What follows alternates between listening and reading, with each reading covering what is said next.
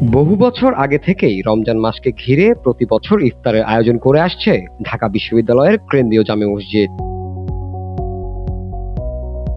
Auto চালক, রিকশা চালক, CNG চালক ও ঢাকা বিশ্ববিদ্যালয় ক্যাম্পাসের শিক্ষার্থীরা সহ বহিরাগত সাধারণ মানুষেরাও আসেন ইফতার করতে। টিএসসি তে আসছি, তখন দেখতেছি যে ইফতারের টাইম হয়ে গেছে, তার তার জন্য আসছি। ইফতার করে তারপর যাব। আমার ইচ্ছা ছিল যে ঢাকা বিশ্ববিদ্যালয়ে এসে ইফতার করব। এটা আসলেই অনেক সুন্দর হয়েছে, আয়োজনটা খুবই চমৎকার হয়েছে। আমি আসি আমার বন্ধুদের সাথে, এখানে মজা করি, এখানে কমফোর্ট মনে করি।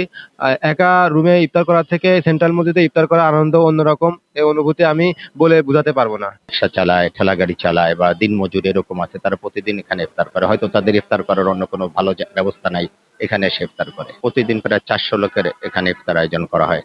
আলহামদুলিল্লাহ, পথচারী, সাধারণ মুসল্লি, বহু লোক এখানে ইফতার করে, ছাত্ররাও থাকে।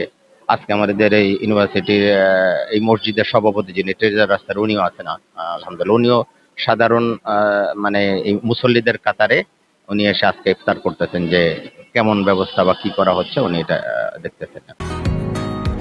বসুন্ধরা, উত্তরা, বনশ্রী, কুড়িল ও বাড্ডা সহ রাজধানীর বিভিন্ন স্থানে অভিজাত ও অত্যাধুনিক মানের ফ্ল্যাট কেনার এক নির্ভরযোগ্য প্রতিষ্ঠান প্লেজেন্ট প্রপার্টিজ লিমিটেড।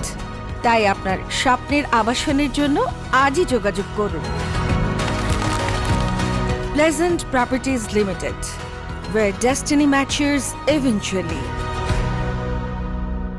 ঢাকা বিশ্ববিদ্যালয়ের কেন্দ্রীয় কমিটির উদ্যোগে কেন্দ্রীয় জামে মসজিদে প্রতিদিন 400 মানুষের জন্য ইফতারের আয়োজন করা হয়। উন্মুক্ত রাখা হয় সকল শ্রেণীর মানুষের জন্য, যেন সকল মুসল্লিরা সময় মতো গন্তব্যস্থানে পৌঁছাতে না পারলেও এখানে এসে যেন ইফতার করতে পারেন।